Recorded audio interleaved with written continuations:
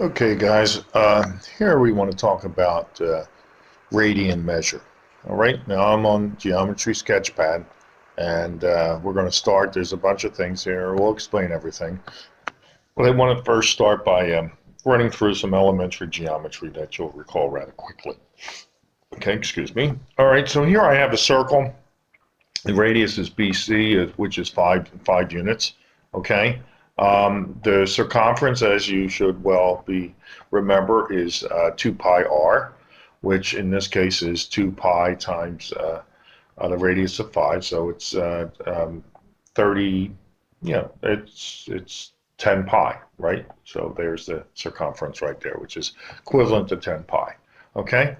Now, we talk about the arc. Okay, so the arc here is a portion of the circumference, right? There's the arc ADC, or CDA is the arc here. Okay, the arc is measured in two ways. The arc can be measured relative to the central angle ABC, in which case the arc is measured in what we call is measured in degrees. So the angle at present is 62.45, and over here the arc measures the same. So you'll notice that they will. I'll swing that over so you can see that they are consistent all the time. Okay, so when the angle is 90 degrees, then the arc length is 90 degrees. When the angle is 135 or anything close to that, then the arc length is 135. Okay, when the angle is 27, then the arc length is 27. Okay, so there we know that relationship, and we should be pretty comfortable with that relationship. That is that the arc measure is equal to the measure of the central angle. Okay, now we want to talk about the arc length. Okay. That being a fractional part of the circumference. Okay, so we know that the circumference is again 2 pi r, and that the arc length is some fractional part of that. So when the arc length is 180 degrees, then it should be exactly, the arc length should be exactly 1/2. Okay, the measure of the entire circumference, right? So here's our circumference here, and here's our arc length here, and yes, that should be exactly 1/2 of that. Formula, as you should recall, is the measure of this central angle, okay, divided by the total measure of degrees, which is 360. So that's the fractional part of the circumference right here with this formula. Okay, here's the circumference, here's the fractional part of the circumference measured by the central angle, or for that matter, the arc length. Okay, so there is the arc length, a measure of the central angle over 360 times the 2 pi r. Okay, now, so we know how to get the arc length as a fractional part of the circumference. Okay, we know how to get the circumference from 2 pi r. Okay, if I want to take the measure of this arc, the measure of that arc in whatever units are being measured, like centimeters, which is the case here. If I take the measure of that arc, okay, and I divide it by the measure of the radius. So I have the arc length divided by the radius.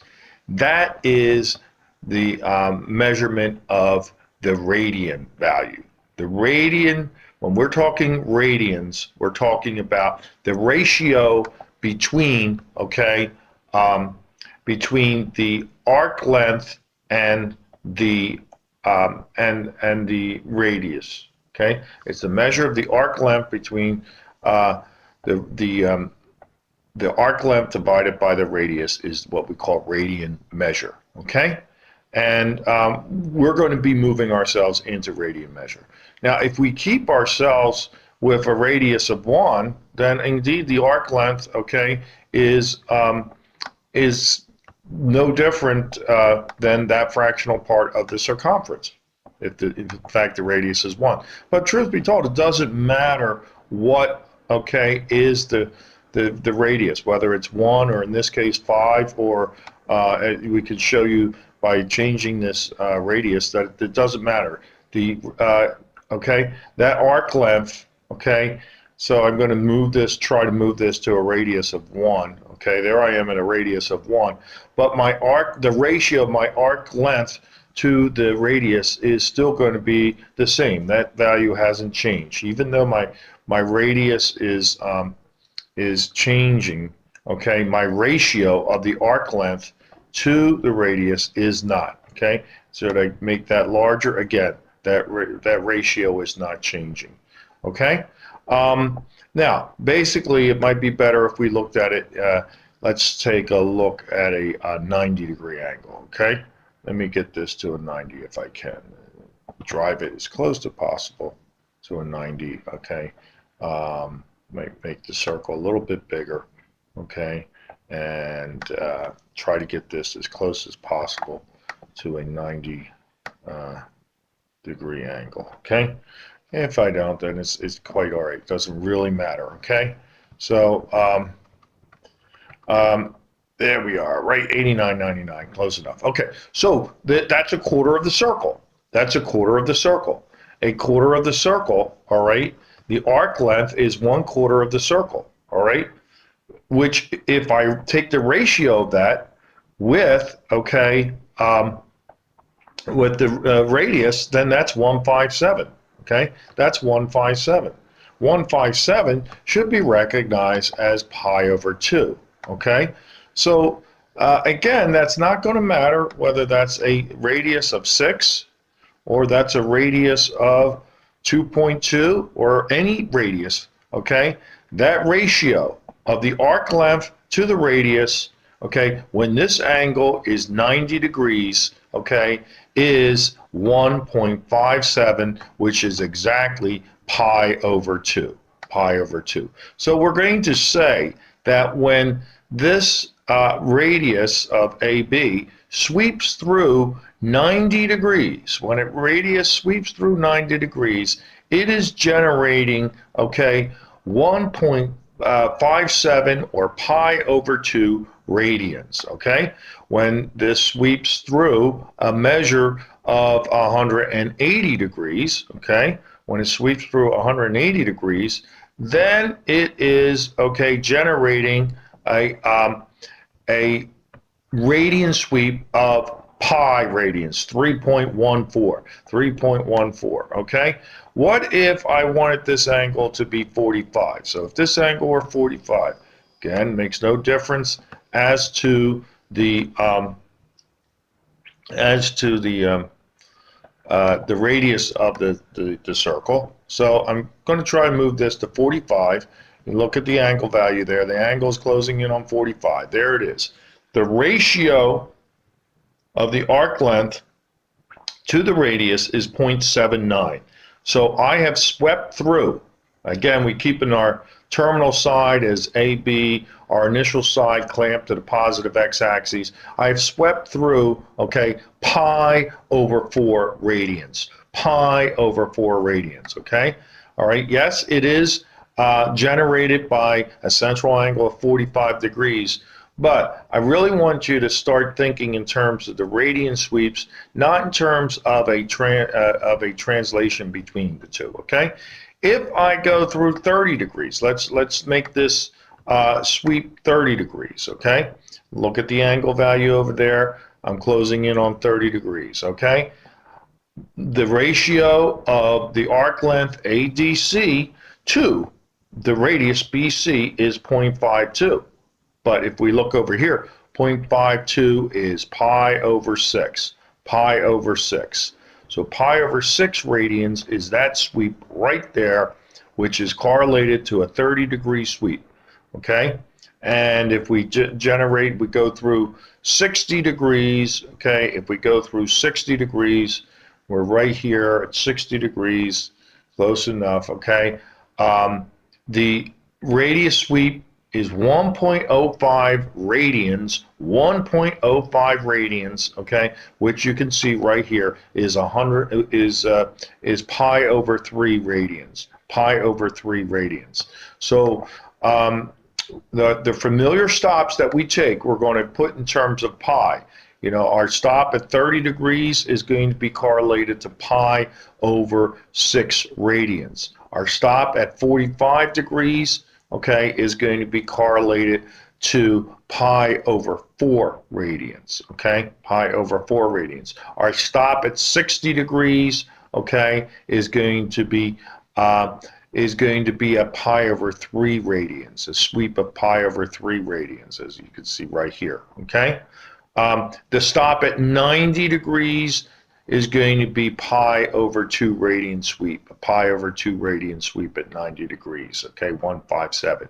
So you might say, well, what is the angle? What is the angle when 1 radian sweep is swept out? So what is 1 radian? Well, okay, 1 radian is when that ratio of the arc length, ADC, that arc length, over the radius is exactly 1, okay? So, so 1 radian sweep puts me right here at an angle value of 57.58. That's not necessarily exact. We'll show you how exact it is, okay? Because we'll do a computation for you in a minute. All right. So if this is 1 radian, okay, if this is 1 radian, then I should have exactly 6.28 of these arc lengths, okay, around my circle, okay, around my circle. I should have exactly, okay, 6.28, which you should recognize is 2 pi. I should have exactly 2 pi